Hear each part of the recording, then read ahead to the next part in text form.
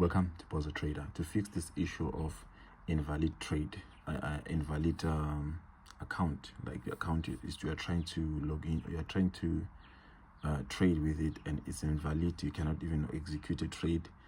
Let me just show you so that you can see what I'm talking about. Let's open a chart of anything. You see here, it's not even active. So to fix this, it's simple.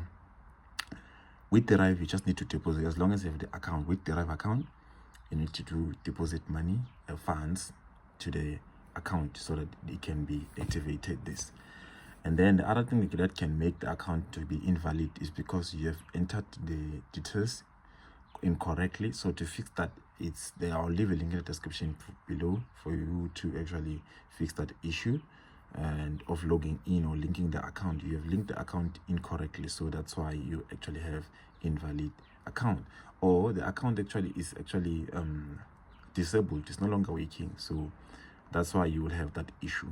So should you experience this issue in the future or any time you try to log in, let me know in the comment section below so that I can be able to assist you much better. For now, be blessed.